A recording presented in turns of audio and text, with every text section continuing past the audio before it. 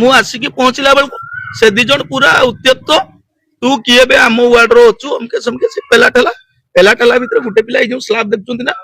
ଏଇ ସ୍ଲାବ ରେ ପଡିଗଲା ଏଇ ଜାଗାରେ ଦେଖନ୍ତୁ ଫାଟି ହେଇଛି ଏଇ ଜାଗାରେ ଜଣେ ପିଲା ସଂଘବଦ୍ଧ ଭାବରେ ଆକ୍ରମଣ କରିଛନ୍ତି ନା ଆଜ୍ଞା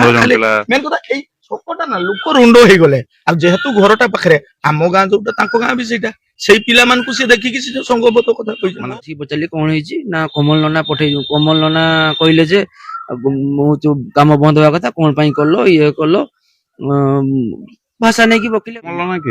କମଲ ନନା ସିଏ ବି ବିଜେପିରେ ଜଣେ ମୁଖ୍ୟ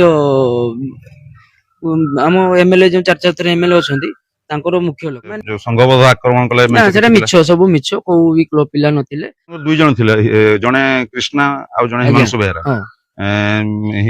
କୃଷ୍ଣାଙ୍କର ମୁଣ୍ଡ ଫାଟି ଯାଇଥିଲା ବେଳେ ହିମାଂଶୁଙ୍କର ଏଇ ମୁହଁରେ କିଛି ଦାଗ ଅଛି ଦାନ୍ତ ପାଖରେ ମାଡ ହେଇଛି ତ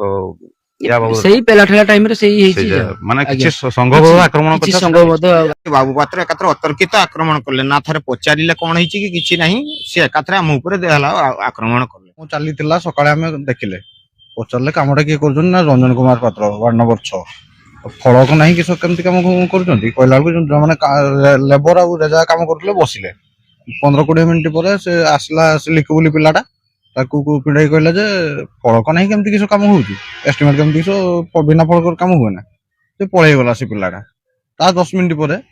ବାବା ଭାଇ ଆସିଲେ ଏକାଥରେ 15-20 ଜଣଙ୍କୁ ନେଇକି କିଛି କଥାବାର୍ତ୍ତା ନାହିଁ ଆସିଲେ ପିଟିଲେ ଆମେ 2 ଜଣ ହିଁ ଥିଲୁ ସେଇଠି ଆପଣ ବିଜେପିର ଜଣେ ବହୁତ ପୁରୁଖା କର୍ମୀ ବୋଲି ହଁ ବହୁତ ବର୍ଷର କର୍ମୀ ଆମେ